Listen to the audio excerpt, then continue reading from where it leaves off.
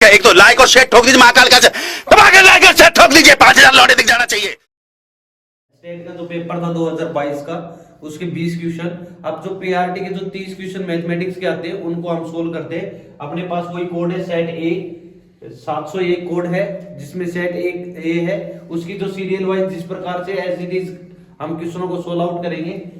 इसमें 91 नंबर जो क्वेश्चन है वो क्या दिया हुआ है, वो क्वेश्चन ये दिया हुआ है, इफ यदि 27 की power x minus 2/3 is equal to 81, तो हमें फाइंड आउट करना है किसकी पावर 2 की पावर 3x, 2 की पावर 3x प्लस 1 की वैल्यू हमें फाइंड आउट करनी है। ऑप्शन दिए हुए हैं अपने पास 64, 128, 257 और डी ऑप्शन दिया हुआ है अपने पास 512।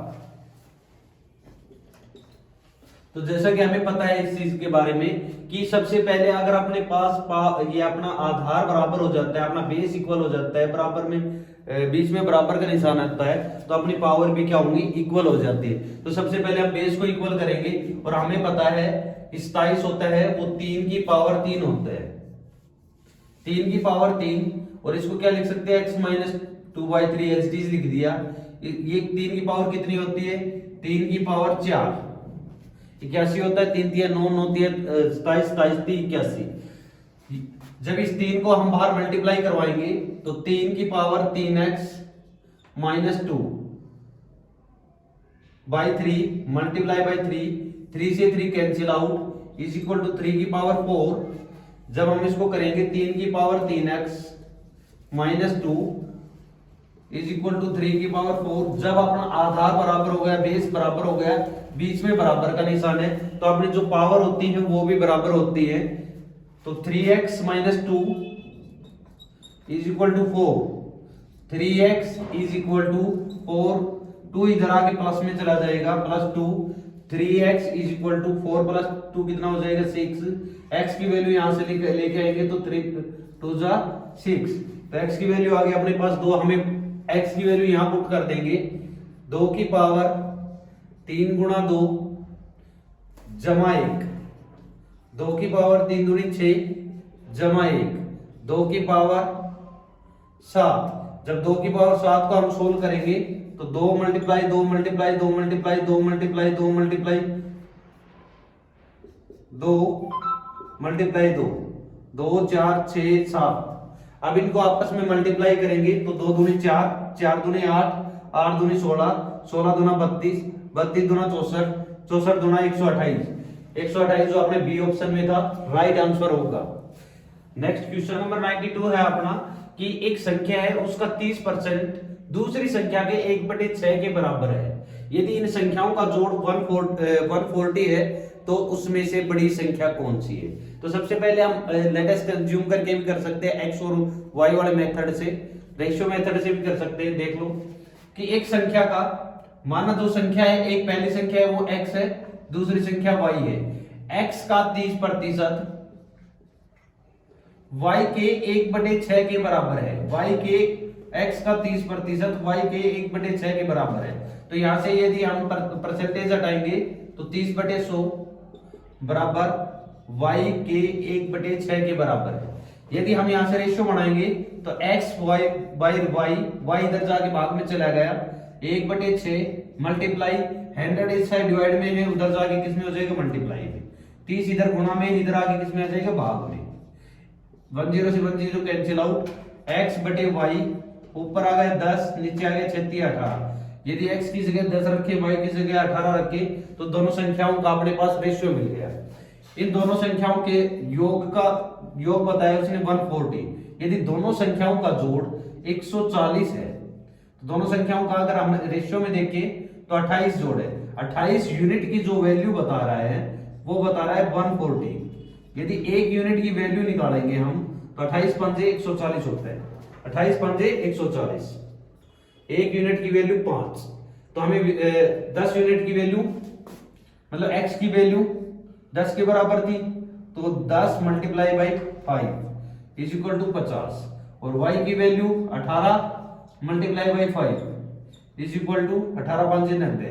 इसमें जो उसने पूछा है वो पूछा है कि इनमें से जो बड़ी संख्या है वो क्या है, तो बड़ी संख्या इसमें क्या आ जाएगी 90। ऑप्शन नंबर 4 आपका राइट आंसर हो जाएगा। नेक्स्ट क्वेश्चन देखते हैं नंबर 93।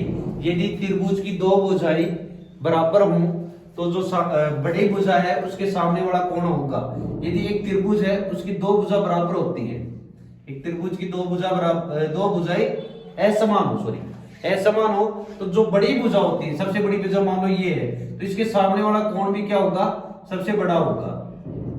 छोटी भुजा के सामने वाला कोण छोटा होता है, बड़ी भुजा के सामने वाला कोण बड़ा होता है। इसका आंसर ए आपका राइट आंसर होगा। क्वेश्चन नंबर 94 कि एक शब्द है अपना असेसमेंट, इससे कितने शब्द बनाए जा सकते हैं। अरेंजमेंट ऑफ द वर्ड है अपना कि इससे कितने प्रकार के शब्द बनाए जा सकते हैं। तो सबसे पहले इसमें देखेंगे कि टोटल वर्ड शब्द कितने अपने 1 2 3 4 5 6 7 8 9 10। अपने पास 10 शब्द है तो 10 का फैक्टोरियल अपॉन में जितने आपके शब्द रिपीट हो रहे हैं उसका फैक्टोरियल। 1 2 3 4 बार एस रिपीट हो रहा है तो 4 का फैक्टोरियल, और ई कितनी बार रिपीट हो रहा है, ई 2 बार रिपीट हो रहा है तो 2 का फैक्टोरियल। इसको जब हम सोल्व आउट करेंगे 10 का फैक्टोरियल को लिखेंगे 10 9 8 मल्टीप्लाई बाई 7 6 5 और 4 का फैक्टोरियल अपॉन में 4 का फैक्टोरियल मल्टीप्लाई 2 मल्टीप्लाई 1।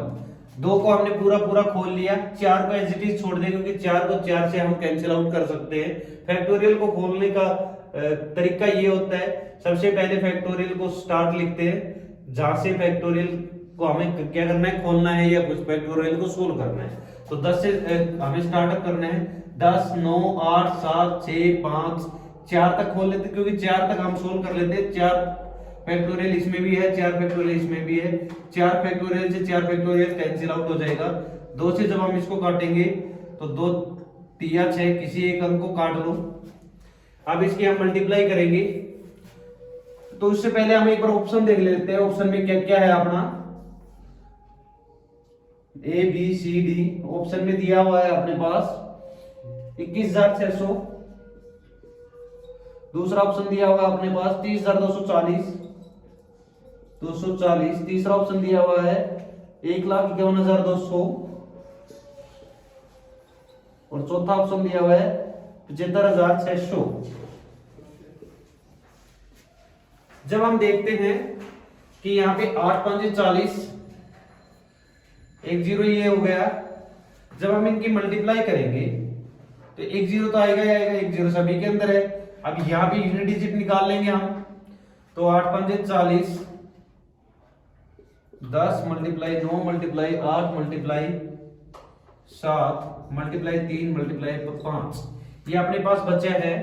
तो इसको क्या लिखेंगे, एक zero as it is 8 5 40 multiply by 40 multiply by 3 अपने पास बचा है 8 बचा है 7 बचा है और 9 बचा है। अब यहां से सिर्फ यूनिट डिजिट से निकाल सकते हैं क्योंकि लास्ट में 2 जीरो तो अपने क्या है एज इट इज आनी है। उसके बाद में 4 दिया 12 12 ठीक 96 6 आ गया 8 7 56 6 6 36। लास्ट में क्या है कि 2 जीरो एज इट इज और 6 क्या आ गया आपका यूनिट डिजिट। 2 जीरो को छोड़ के जो अपना यूनिट डिजिट बन रहा है 6 बन रहा है, तो 2 जीरो इसमें है, इसको छोड़ दिए इसको छोड़ दिए, उसके बाद में 6 सिर्फ ऑप्शन डी में बन रहा है 756 00 756 00। ये आपका क्या हो जाएगा, राइट आंसर हो जाएगा। केवल हम इसको यूनिटी मेथड से कर सकते हैं, डिजिटल सम से भी कर सकते हैं। नेक्स्ट नंबर 95, एक कोण है एक शंकु है, उसके जो वॉल्यूम है आयतन है उसका अनुपात दिया हुआ है 1:4, डायमीटर का अनुपात दिया हुआ है 4:5 और हाइट का अनुपात आपसे पूछ रहा है। तो सबसे पहले हम इसका क्या करेंगे, डायमीटर क्या होता है, अगर हम कोण की बात करते हैं तो कोण का जो वॉल्यूम होता है वो 1/3 पाई आर स्क्वायर एच होता है। यदि हम इसके टोटल सरफेस एरिया की बात करें इसके साथ, तो टोटल सरफेस एरिया क्या होता है इसका pi r into r plus h. यदि हम कवर्ड सरफेस एरिया की बात करें, total surface area curved surface area वक्र पृष्ठीय क्षेत्रफल, इसकी बात करें तो ये होता अपना पाई आर एल। अपने को केवल वॉल्यूम चाहिए, तो अभी हम किस पे बात करेंगे, केवल वॉल्यूम पे बात करेंगे। तो वॉल्यूम के लिए अपने को क्या क्या चाहिए, आर चाहिए और एच चाहिए। तो आर अपने पास डायमीटर से निकालेंगे, डायमीटर से आर निकालेंगे, तो डायमीटर आर बराबर क्या होता है, डायमीटर बाई 2। तो डायमीटर यदि पहले अगर हम कौन लेते हैं, पहला कौन लेता है, उसकी अगर डायमीटर अपने पास 4 है, तो यदि उसका रेडियस निकालेंगे तो 4/2। यदि हम दूसरा डायमीटर लेते हैं, दूसरे का यदि 5 है, अगर उसकी रेडियस बढ़ाएंगे तो 5/2। दोनों साइड से कॉमन है, कट जाएगा, तो जो उनकी रेडियस का रेशियो भी आएगा वो कितना आ जाएगा, 4:5 ही आ जाएगा। अब क्या कह रहा है, यदि कोन के वॉल्यूम का जो रेशियो है, तो वॉल्यूम क्या होता है कोन का, जो पहले का वॉल्यूम होगा वो क्या होगा, 1/3 पाई आर। आर क्या है अपना 4 का square multiply by H. H हमें निकालना है अपॉन में 1/3 पाई, इसमें आर क्या है 5 का स्क्वायर, इसमें भी हमें क्या निकालनी है, एच निकालनी है।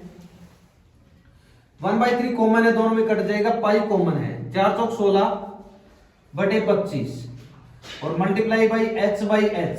जब ये 16/25 ये बराबर के इस साइड में आएगा, तो जस्ट इससे अपोजिट हो जाएगा कि नहीं, ये इसको जब रेशियो में चेंज करेंगे तो ये कितना हो जाएगा, 25:16।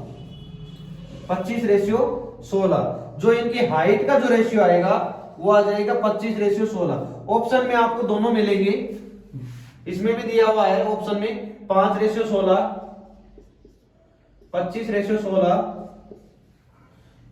3:4 और ऑप्शन डी दिया हुआ 64:25। सॉरी, इसमें ऑप्शन नहीं दिया हुआ है, तो 25:16 या 16:25 दोनों में से कोई भी आप यूज कर सकते हो। अगर इसमें ऑप्शन ही नहीं है तो ये आपका आ जाएगा 25:16। यही तो देखना था हमें, 25:16 के जो इसका हाइट है वो 25:16 के रेशियो में। ठीक है, नेक्स्ट क्वेश्चन 96 है। इसमें हमें x की वैल्यू फाइंड आउट करनी है। तो x की वैल्यू फाइंड आउट करनी है, तो सबसे पहले हम क्या करना है, इस रूट को खत्म करना है दोनों साइड से। क्लियर? तो सबसे पहले हम इस रूट को खत्म करेंगे, तो दोनों साइड क्या कर दिया हमने, स्क्वायर ले लिया। दोनों साइड में हमने क्या किया, स्क्वायर लिया। तो इस स्क्वायर से ये रूट कैंसिल आउट हो गया, क्या बच गया, 7 जमा √3x इज इक्वल टू 4 का स्क्वायर कितना होता है, 16। अब ये क्या है अपने पास, जो 7 है, 7 को इधर लेके आएंगे तो माइनस में आ जाएगा कि नहीं। Cube root of x is equal to 16 - 7। Cube root of x is equal to 16 में से 7 गया तो 9, 16 में से 7 गया तो 9। अब हमें स्क्वायर रूट नहीं खत्म करना, अब हमें करना है क्यूब रूट को खत्म। तो हम इस दोनों साइड में क्या करना पड़ेगा, क्यूब करना पड़ेगा। दोनों साइड क्यूब किया तो क्या आ जाएगा, क्यूब रूट से क्यूब कैंसिल, x की वैल्यू आ जाएगी 9 का क्यूब मतलब 9 × 9 × 9। 9 का क्यूब वैसे होता है 729, 9 × 81, 81 × 729। ऑप्शन नंबर सेकंड आपका बिल्कुल करेक्ट हो जाएगा। क्लियर?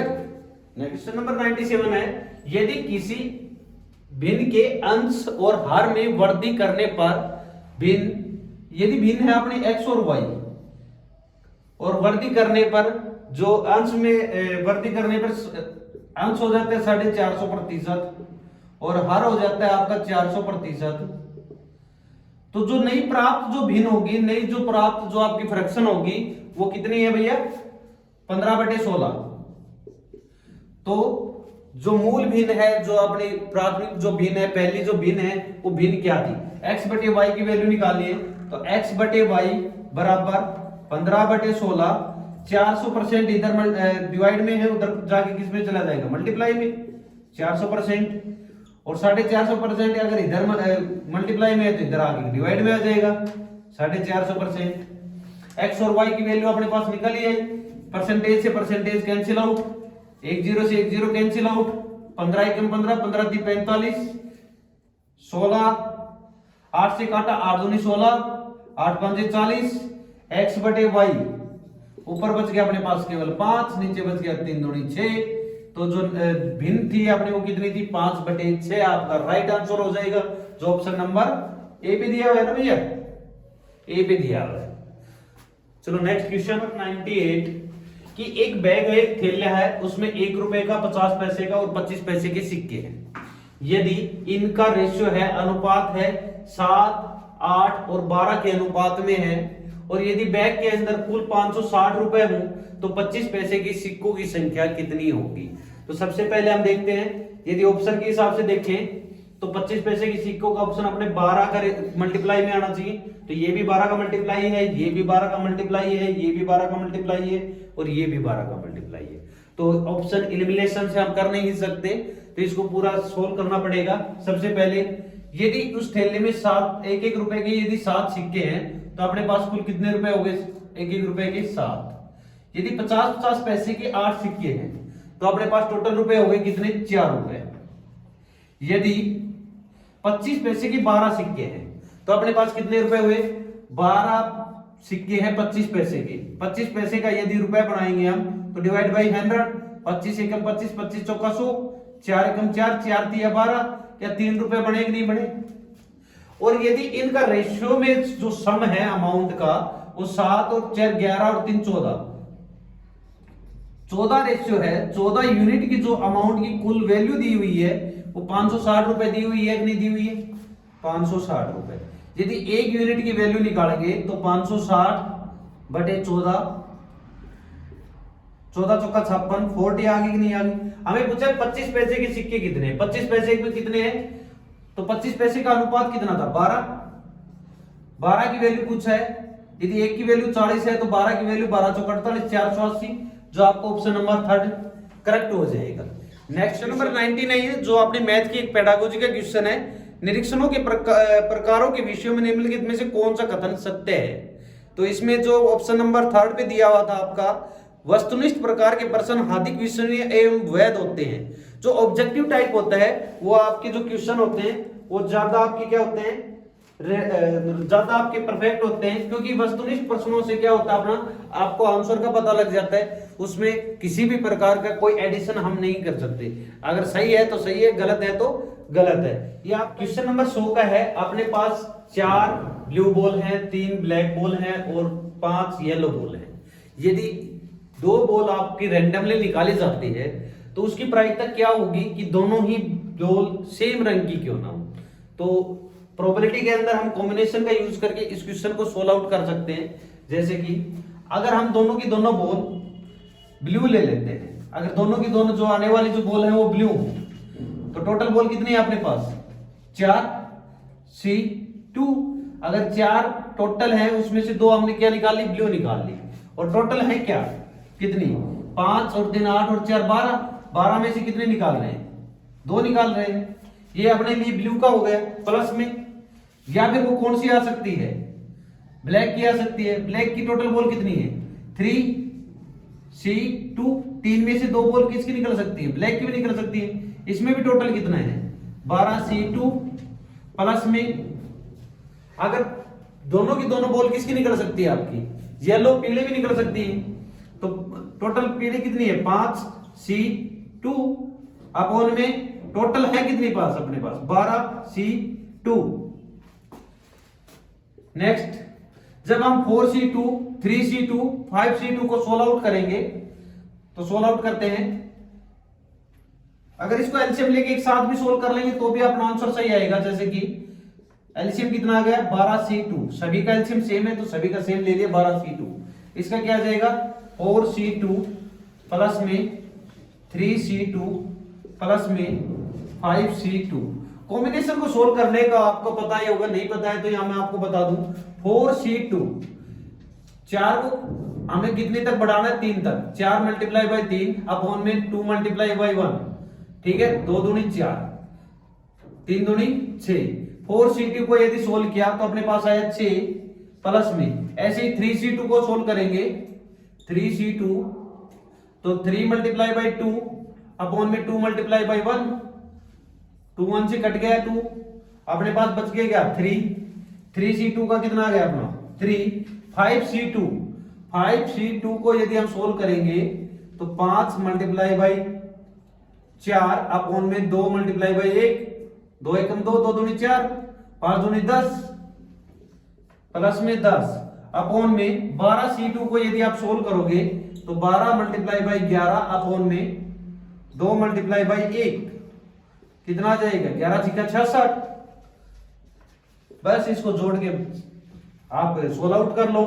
6 3 9 और 10 19 बटे 66 आपका राइट आंसर हो जाएगा, जो ऑप्शन नंबर 1 पर सही था। हम भैया चुलबुल कुछ समझ में आया?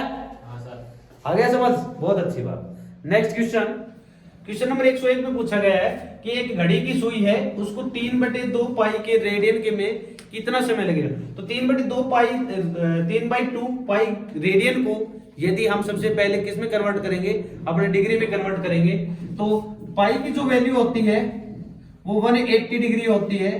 यदि 1 की वैल्यू निकालेंगे तो 180 अपॉन में पाई, 3π/2 की वैल्यू निकालेंगे, 3π/2 की वैल्यू निकालेंगे तो मल्टीप्लाई बाई 3π/2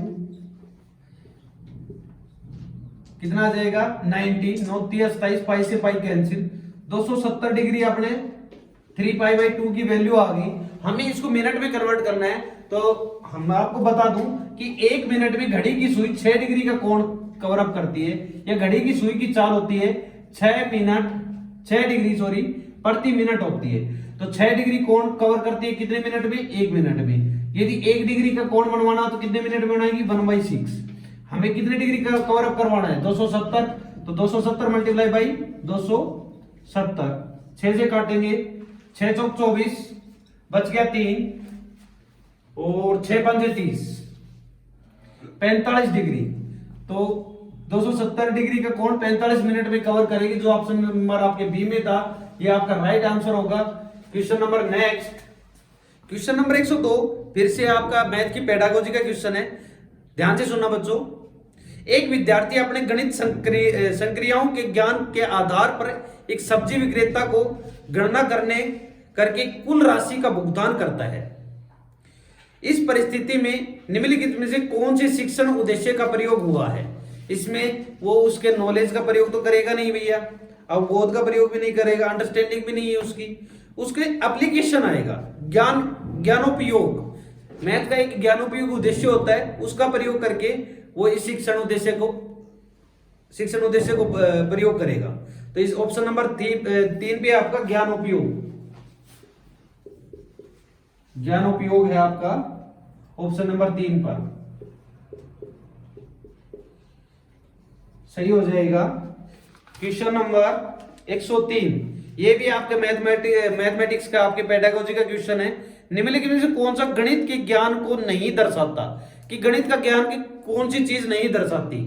सटीकता, आपकी सटीकता, गणित एक सटीक है, ये चीज दर्शाती है। ऑप्शन नंबर 2 पे अस्पष्टता, गणित में कोई ऐसी चीज नहीं है जो अस्पष्ट है, सभी चीज स्पष्ट रूप से होती है। तो ऑप्शन नंबर 2 राइट हो सकता है आपका। और इसको सिस्टमैटिक मतलब व्यवस्थित रूप से भी अपना गणित टिका हुआ है, तार्किक है, लॉजिकली चीज तो होती है गणित में, ठीक है। तो ऑप्शन नंबर 2 आपका अस्पष्टता दिया हुआ है, वो आपका राइट आंसर हो जाएगा। क्वेश्चन नंबर 103 भी आपका क्या है, गणित की पेडागोजी से पूछा गया था।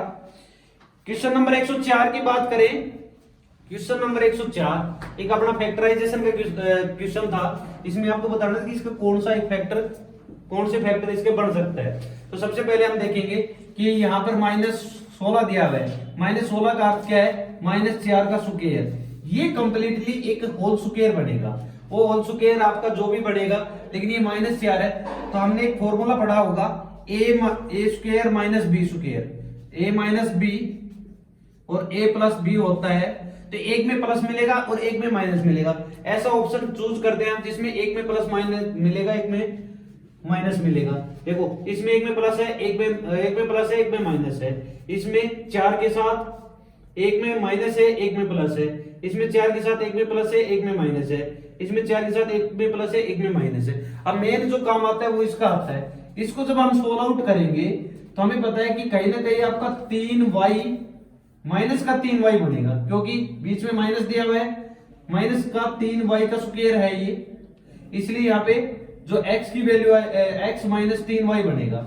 तो 3y के साथ देखो माइनस का 3y इसमें, लेकिन इसमें तो 3y है ही नहीं कहीं, ऑप्शन कैंसिल आउट। इसमें भी 3y नहीं है, ये भी ऑप्शन कैंसिल हो, ये बच गए अपने 3y की। ठीक है, और माइनस यहाँ पर माइनस है तो दोनों जो फैक्टर बनेंगे वो माइनस के बनेंगे। तो यहाँ माइनस है तो इसके साथ 3y के साथ अपना माइनस होना बहुत जरूरी था, और इसमें 3y के साथ प्लस है, ये ऑप्शन भी कट गया। ऑप्शन नंबर 3 आपका राइट आंसर बचता है, जो आपका करेक्ट होगा।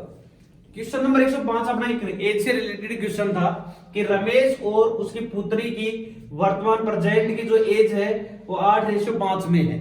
यदि 8 वर्ष बाद की बात करें तो जो उनकी एज का रेशियो होगा वो 3:2 होगा। तो उसकी पुत्री की प्रेजेंट एज, जो उसकी वर्तमान उम्र है, वो क्या होगी? तो भैया यहां से हम इसकी वर्तमान उम्र निकाल भी सकते हैं, वर्तमान उसकी एज निकाल सकते हैं। तो अगर हम देखें ऑप्शनों के हिसाब से तो हमें सीधा से बताया कि जो उसकी पुत्री की जो वर्तमान आयु है तो निकाल तो सकते हैं, ऑप्शन नंबर 4 तो हो ही नहीं सकता, ज्ञात नहीं कर सकते। अपने 3 ऑप्शन बचे, वो 5 का मल्टीपल मिलेगी। 5 का मल्टीपल ये ना ये है ना ये है। क्वेश्चन ऑप्शन नंबर 1 पर आप टिक करके आगे बढ़ सकते हो। नेक्स्ट क्वेश्चन नंबर 106, इसमें दिया गया है 10 वस्तुओं का विक्रय मूल्य। If the selling price of 10 article, 10 वस्तुओं का विक्रय मूल्य, 10 वस्तुओं का विक्रय मूल्य 6 वस्तुओं के क्रय मूल्य के बराबर है, 6 वस्तुओं के कॉस्ट प्राइस के बराबर है, 6 वस्तुओं के क्रय मूल्य के बराबर है, तो उसका प्रॉफिट या लॉस बताओ। तो भैया वो कह रहा है कि 6 वस्तु जितने में खरीदी उतने में हम 10 बेचेंगे। तो ऐसा तो पॉसिबल ही नहीं है कि हम खरीद के तो लेके आए 6 वस्तु, बेच कहां से बेचेंगे 10 वस्तु? 4 वस्तु का नुकसान कहां से उठाएंगे? तो सबसे पहले हम क्या करेंगे, इसका अगर रेशियो से करना चाहो तो ऐसे भी कर सकते हो। सेलिंग प्राइस सीपी को यहां से लेके आते हैं तो अपॉन में CP upon is equal to 6 अपने पास है, 10 यहां मल्टीप्लाई में, 10 यहां डिवाइड में चला गया। कि किसी चीज को हमने 10 रुपए में खरीदा, 6 रुपए में बेच रहे हैं, तो हमें 4 रुपए का नुकसान हुआ है। और जो नुकसान हुआ है वो हमेशा किस पे होता है? कॉस्ट प्राइस पे होता है। अगर थिंग में बात करें, आर्टिकल में बात करें, वस्तुओं में बात करें तो हमेशा वो वस्तुओं के बराबर होता है। वस्तुओं में सेलिंग प्राइस में होता है भैया। तो यहाँ पे सेलिंग प्राइस कितनी वस्तुओं का था? 10 वस्तुओं का। तो यहाँ पे कितना आ जाएगा? 10। ठीक है, मूल्य में हमेशा कॉस्ट प्राइस पे होता है, आर्टिकल में, वस्तुओं में हमेशा सेलिंग जो वस्तुएं होती है उनके ऊपर होता है। मल्टीप्लाई बाई परसेंटेज निकालना है तो मल्टीप्लाई बाई 100, 10 से 10 कैंसिल आउट। 40% का अपने पास लॉस, जो कि ऑप्शन नंबर आपके कौन से में दे रखा था? फर्स्ट ऑप्शन में दिया हुआ था, 40% हानि। ठीक है, question number next, question number 107 में दिया हुआ है कि रवि अपने घर से विद्यालय के लिए निकलता है। यदि वह अपनी चाल को 20 किलोमीटर प्रति घंटा की रफ्तार से चलता है तो वह ठीक समय पर विद्यालय पहुंचता है। 20 किलोमीटर प्रति घंटा की रफ्तार से चलता है तो बिल्कुल सही राइट समय पर वह विद्यालय पहुंचता है। यदि वह अपनी चाल 30 किलोमीटर प्रति घंटा कर दे तो वह विद्यालय पर 18 मिनट पहले ही पहुंच जाता है। तो स्कूल से विद्यालय के बीच की दूरी क्या होगी? यदि हमें इस प्रकार के क्वेश्चनों की दूरी निकालनी होती है, डिस्टेंस निकालनी होती है, तो हम सीधा सीधा निकाल लेते हैं। कैसे? दोनों चालों का गुणनफल, दोनों चालों का गुणनफल अपॉन में दोनों चालों का अंतर मल्टीप्लाई बाई समय। प्यारे साथियों, प्रोडक्ट ऑफ टू आपकी स्पीड है, दोनों स्पीड है उनका प्रोडक्ट, दोनों डिफरेंस है, दोनों स्पीड का जो डिफरेंस है वो बटे में, और मल्टीप्लाई जितना टाइम दिया हुआ है उनके जो समय का जो अंतर है, समय का जो आपका डिफरेंस है वो आपके मल्टीप्लाई में आएगा। अब देखो, अगर वो 20 किलोमीटर प्रति घंटा की रफ्तार से चल रहे हैं तो सही समय पर पहुंच रहा है, बिल्कुल एक्यूरेट टाइम पर पहुंच रहा है।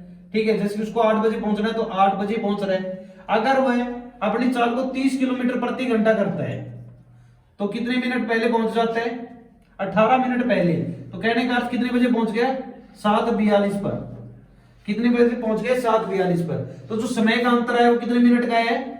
18 मिनट का है। मैथमेटिक्स का एक रूल बोलता है कि जब भी हम कोई भी क्वेश्चन करते हैं उसकी यूनिट हमेशा सेम लेते हैं। तो यहाँ किलोमीटर प्रति घंटा है तो यहाँ ये मिनट है तो इसको पहले घंटा बनाते हैं, तो 18/60। अब इस फॉर्मूले में हम पुट कर सकते हैं दोनों चालों का जो मल्टीप्लाई है, तो 20 × 30 अपॉन में दोनों चालों का जो अंतर है वो कितने का है 20 और 30 का अंतर हो गया 10 का, और मल्टीप्लाई बाई जो समय का अंतर है, समय कितना का अंतर है 18/60। 30 एकम 30, 30 दूना 60, 2 से काटा तो 9 किलोमीटर 9 आ गया, 1 0 से 1 0, 9 दूनी 18। जो उसके घर से स्कूल तक की जो दूरी थी वो कितने किलोमीटर की थी, वो 18 किलोमीटर की थी।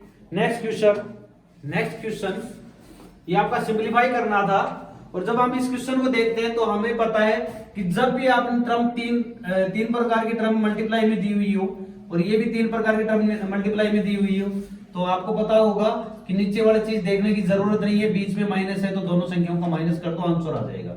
जैसे 986 में से यदि हम 742 माइनस करेंगे तो 6 में से 2 गया तो 4, 8 में से 4 गया तो 4 और 9 में से गया तो 244। आपके ऑप्शन नंबर 4 पे था जो आपका बिल्कुल राइट हो जाता। अगर इस क्वेश्चन को हम फॉर्मूले से करना चाहें तो ये होता है a cube minus b cube. जब इसको खोलेंगे तो ये होता है a minus b into a square plus a b minus b plus b square upon में नीचे दिया हुआ है ये मान लिया तो ये क्या था अपना a square plus a b plus b square.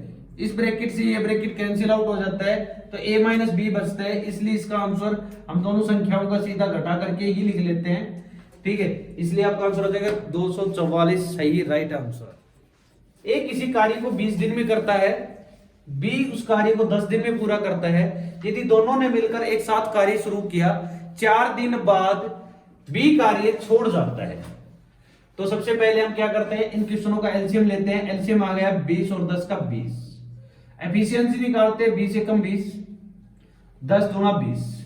दोनों ने मिलकर 7 कार्य शुरू किया, कहने का अर्थ क्या है कि 2 और 1 3, मतलब एक दिन का वो 3 यूनिट कार्य कर रहे हैं। 4 दिन तक उन्होंने 7 कार्य किया तो 4 3 12 यूनिट कार्य वो कर चुके हैं, बच गए उनके पास 8 यूनिट। अब 8 दोनों ने मिलकर 7 कार्य 4 दिन तक किया, उसके बाद में बी छोड़ के काम को चला गया। अब जो शेष कार्य है वो ए द्वारा कितने दिन में किया जाएगा। यदि ए एक दिन में 1 यूनिट करता है तो 8 यूनिट कार्य कितने दिन में करेगा, 8 दिन में कर लेगा भैया। आपका ऑप्शन नंबर 4 आपका बिल्कुल सही है, राइट है। Next question number 110, a star b बराबर a square plus b square minus a b. तो 8 स्टार 7 माइनस 3 स्टार 5 की वैल्यू क्या होगी। तो एक ही जगह पहले हम इसको सोल्व करते हैं। 8 स्टार 7 बराबर है, ए की जगह 8 रखेंगे, बी की जगह कितना रखेंगे 7। तो 8 का स्क्वायर 64, 7 का स्क्वायर बी का मतलब 7 रखना है तो 7 का स्क्वायर 49 और माइनस 7 8 56। ये भी दिया हुआ है तो दोनों की गुणा 7 8 56। इसको जब सोल्व करेंगे तो 64 प्लस कितना बच गया, माइनस का 7 बच गया। 56 में से 49 गए तो माइनस 7 और 64 में से 7 गए तो अपने 57 बच गए। ठीक है, 8 स्टार 7 की वैल्यू निकाल ली, 3 स्टार 5, 3 स्टार 5 की वैल्यू निकालेंगे तो 3 का स्क्वायर 9 प्लस 5 का स्क्वायर 25 माइनस 5 3 15, 9 25 34 माइनस 15 19 बच गया। बीच में दोनों में माइनस का निशान है तो दोनों का क्या करना पड़ेगा, हमें माइनस करना पड़ेगा। 57 माइनस 19, 19 57 होता है, 19 दोनों 38। कहने का अर्थ क्या बच गया आपका, 57 में से 19 गया तो 38 आंसर आ जाएगा। ऑप्शन नंबर 4 पे आपका राइट आंसर है। नेक्स्ट क्वेश्चन पे बढ़ेंगे। क्वेश्चन नंबर 111 दिया हुआ है कि एक वर्ग एक सर्कल में उसमें डायमीटर कितने हैं, उसमें व्यास कितने होते हैं। तो एक सर्कल है, ऑप्शन दिया हुआ है 1 2 3 इन्फिनिटिव अनंत। तो एक सर्कल के अंदर हम अनंत डायमीटर खींच सकते हैं, कितने भी खींच सकते हैं जितने आपकी इच्छा हो, जो सेंटर से पास होकर निकलते हो। तो इसका आंसर आ जाएगा इन्फिनिटिव अनंत, जो आपका ऑप्शन नंबर 4 पे दिया हुआ था। Question number 112। Next question number 112 जो दिया हुआ है कि निम्नलिखित में कौन सा एक रैशनल नंबर नहीं है, कौन सी एक प्रिमिय संख्या नहीं है। जैसे कि मैंने आपको बताया था जब क्लास करवाई थी कि ऐसा नंबर जिसका वर्गमूल पूरा ना निकले वो अपना क्या होगा, एक रैशनल नंबर होगा, वो आपका एक रैशनल नंबर नहीं होगा। आपकी परिमेय संख्या नहीं होगा। तो इसमें तो भैया वर्गमूल वाला तो अपना ऑप्शन एक ही दिख रहा है, जिसका पूरा ना निकल रहा है अपना। ऑप्शन नंबर 3 पर आपका राइट आंसर हो जाता। क्वेश्चन नंबर 113 दिया हुआ है कि एक जो शहर की जनसंख्या है वो 12 लाख है। एक शहर की जनसंख्या है वो 12 लाख है। यदि जनसंख्या 4% वार्षिक दर से बढ़ती हो तो 2 वर्ष बाद जनसंख्या क्या होगी। सेम एज इट इज, हम जो चक्रवर्ती ब्याज लगता है वैसे ही अपना जनसंख्या के पॉपुलेशन का क्वेश्चन होता है। ठीक है, अगर हम इसको इफेक्टिव रेट से करें तो 4% वार्षिक वर्ष के अंत तक बढ़ती है, तो 2 वर्षों की जो इफेक्टिव रेट बनेगी वो 4% तो लगनी है, प्लस में 2 साल के लिए टोटल कितनी लगेगी 8% तो होगी और 4 चौक 16 सक्सेसिव के हिसाब से लगा लेंगे तो ये होता है 8.16% उसकी टोटल इफेक्टिव रेट बन जाएगी। इस रेट से इस जनसंख्या का परसेंटेज बढ़ेगा, 2 साल बाद इतने प्रतिशत जनसंख्या बढ़ जाएगी। तो 12 लाख 8.16% हटाएंगे तो बटे 100 और प्रतिशत ये दशमलव हटाएंगे तो दशमलव के नाम का बटे 100 आ जाएगा। 2 0 से 2 0 कैंसिल आउट, 2 0 से 2 0 cancel out, 1 0 as it is. अब 12 छिक्का 72, लास्ट में 20 कौन से ऑप्शन में, वही आपका आंसर सही हो जाएगा। ऑप्शन नंबर 2 पे दिया हुआ है, आगे की मल्टीप्लाई करने की अपने को जरूरत ही नहीं है। नेक्स्ट क्वेश्चन नंबर 114 आपको दिया हुआ है कि एक खंबे की जो ऊंचाई है वो 15 मीटर है। खंबे की ऊंचाई कितनी है 15 मीटर है। खंबे के ऊपरी सिरे पर एक तार बंधा हुआ है जो भूमि के साथ 60 डिग्री का कोण बनाता है। तो ये भूमि के साथ 60 डिग्री का कोण बना दिया भैया, यहाँ पे लिख दिया भूमि के साथ 60 डिग्री का कोण बना दिया। ये हमने क्या ले लिया, वो तार ले लिया जो बंधा हुआ है 60 डिग्री का कोण बनाता है। अगर ये 60 डिग्री का कोण है तो ये कितने डिग्री का कोण होगा। खंबा अपना बिल्कुल सीधा होता है, और अगर खंबा सीधा है वो भूमि के अंदर सीधा गाड़ा जाता है तो इसके जो कोण होगा वो 90 डिग्री का होगा। ये आपने एक ट्रायंगल बन गई ABC। जब अपनी एक राइट एंगल ट्रायंगल बनती है तो हम हाइट एंड डिस्टेंस में अगर एक भी साइड अपने को मिल जाती है तो दूसरी साइड हम ट्रिग्नोमेट्री के हिसाब से निकाल लेते हैं। पाकिस्तान भूखा प्यासा अपॉन में हिंदुस्तान हरा भरा, ये होता है अपना साइन थीटा, ये होता है कोस थीटा, ये होता है tan theta, that is cot theta, secant theta, cosecant theta. अपने को चाहिए परपेंडिकुलर अपॉन में हाइट। परपेंडिकुलर कितना है अपना, ये परपेंडिकुलर अपॉन में हाइपोटेनस, परपेंडिकुलर अपॉन हाइपोटेनस बनेगा साइन जो एंगल दिया हुआ है 60 डिग्री। अब हमें सभी का मान पता है, परपेंडिकुलर 15 मीटर, हाइपोटेनस की वैल्यू हमें निकालनी है, इस तार की लंबाई हमें निकालनी है, इज इक्वल टू साइन 60 होता है √3/2। कुछ नहीं करना, हमें सिर्फ और सिर्फ क्रॉस मल्टीप्लाई कर देते हैं। हाइपोटेनस √3 बराबर 15 दूना 30, हाइपोटेनस बराबर 30 बटे √3। हाइपोटेनस बराबर 30 को क्या लिखेंगे 3 मल्टीप्लाई बाई 10 बटे √3, और इस 3 को भी क्या लिख सकते हैं √3 मल्टीप्लाई √3। √3 की गुणा करेंगे तो √3 बन जाता है, 1 से 1 कट गया, हाइपोटेनस की वैल्यू आ गई 10√3 जो ऑप्शन नंबर सी में दिया हुआ है। जब भी कभी अपने बटे में रूट आ जाता है तो रूट को हमें खत्म करना पड़ता है, इसलिए हमें इसको रूट को खत्म करेंगे तो नीचे से रूट को हमने कैंसिल आउट कर दिया। Next question is question number 115 दिया हुआ है 115। यदि किसी धन पर साधारण ब्याज समान दर से 2 वर्ष का साधारण ब्याज 600 रुपए, सिंपल इंटरेस्ट दिया हुआ है 600 रुपए, वह चक्रवर्ती ब्याज दिया हुआ है, कंपाउंड इंटरेस्ट दिया हुआ है वो 612 रुपए दिया हुआ है, तो रेट आपसे पूछ रहा है। तो सबसे पहले हम सिंपल इंटरेस्ट की बात करें तो सिंपल इंटरेस्ट जब भी अपना लगता है तो हर ईयर वो समान होता है। तो 2 साल का तो 1 साल का कितना लग गया 300, तो पहले साल 300 लगे, दूसरी साल 300 लगे। यदि कंपाउंड इंटरेस्ट की बात करें तो कंपाउंड इंटरेस्ट अपना 600 के मतलब 12 रुपए अलग लगाया है ना, तो 12 रुपए कंपाउंड इंटरेस्ट कितने पे लगा है, इसी 300 रुपए पर लगा है, क्योंकि दूसरे साल वाले पे थोड़ी लगेगा, पहले वाले साल वाले पे लगेगा 300 रुपए पे। और प्रतिशत निकालना है तो गुणा 100, हमने रेट आ जाएगी, 2 0 से 2 0 कैंसिल, 3 चौक 12, 4% आपकी क्या हो जाएगी, रेट हो जाएगी। नेक्स्ट क्वेश्चन इज एक सप्तभुज के सभी अंतःकोणों का योग होता है, एक हेप्टागोन है, रेगुलर हेप्टागोन है, उसके सभी इंटीरियर एंगल्स का सम पूछा है। तो जो इंटीरियर एंगल का जो सम होता है n-2 इंटू 180। सप्तभुज है तो भुजाओं की संख्या कितनी होगी, 7 - 2 इंटू 180। 7 में से 2 गया तो कितना बच गया अपने पास, 5 इंटू 180। 18 5 90, 1 0 एज इट इज, 900 आपका इसका राइट आंसर हो जाएगा। इतना इजी क्वेश्चन दिया हुआ था ये। क्वेश्चन नंबर 117, इसमें दिया हुआ है कि जी जो इक्वेशन है वो यदि इस संख्या से कंप्लीटली डिवाइड होता है, तो इस संख्या से यदि कंप्लीट डिवाइड होता है तो अपना रिमाइंडर बचेगा वो 0 बचेगा। तो पहले तो रिमाइंडर को 0 के बराबर रखेंगे, x क्यूब है भैया, प्लस में kx प्लस में 12 इज इक्वल टू 0। अगर ये इससे डिवाइड हो रहा है तो ये इसका एक फैक्टर है, और फैक्टर है तो x plus 3 is equal to कितना हो गया, 0 हो गया। x की वैल्यू निकालेंगे तो -3 हो गया। अब जहां भी x है वहां -3 रख देंगे और हम k की वैल्यू निकाल के लेके आएंगे, तो -3 का cube plus k -3 plus 12 is equal to 0। जब हम -3 की 3 बार गुणा करेंगे तो -3 multiply by -3 multiply by -3, minus टकरा के प्लस बना दिया और एक माइनस बच गया, तो यहां पे लिख सकते हैं -3 का क्यूब होता है 27 -3k plus 12 is equal to 0। अगर 27 एक प्लस की हो एक माइनस की हो तो बड़ी में से छोटी घटा देते हैं, निशान आपका बड़ी वाले का लगता है।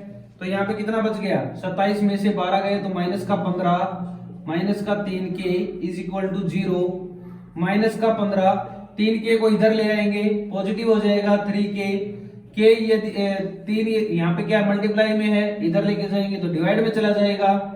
-15 बाई 3 बराबर k, तो k की वैल्यू आ गई 3 5 15, k इज इक्वल टू कितना आ जाएगा, -5।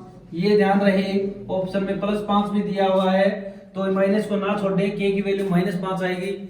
Next question is this, question number 118, कि एक डाटा दिया हुआ था, उस दिया हुआ नहीं था, एक डाटा होता है उसका उसने मीन बता दिया, मीन होता है 74 मोड 29, तो मीडियन पूछ रहा है। तो मीन मोड और मीडियन में एक रिलेशन होता है, वो रिलेशन क्या होता है, मोड इज इक्वल टू होता है 3 time of mean 3 time of median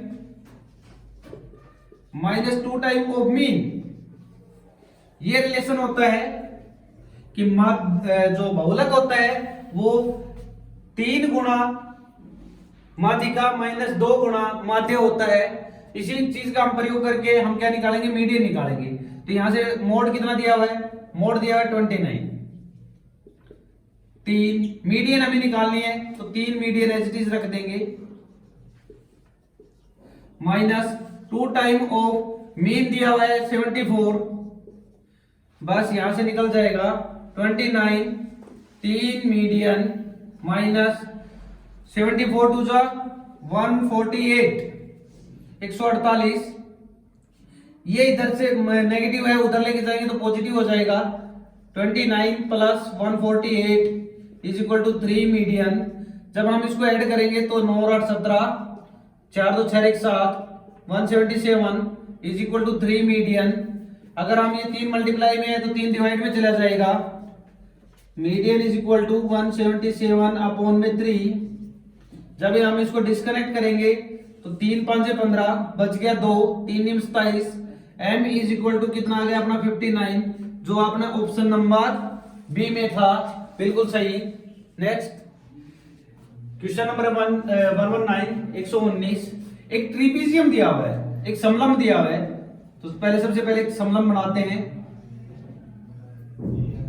उसकी दो जो पैरेलल लाइन है उनकी लंबाई दी हुई है 12 सेंटीमीटर, 22 सेंटीमीटर और 27 सेंटीमीटर। बड़ी वाले की हमने बड़ी ले ली, छोटे वाले छोटी ले ली, ठीक है। यदि इनके जो बीच की दूरी है, तो बीच की दूरी यही होगी, इसकी जो हाइट होगी वो, इसकी जो बीच की दूरी है वो दी हुई है 10 मीटर की।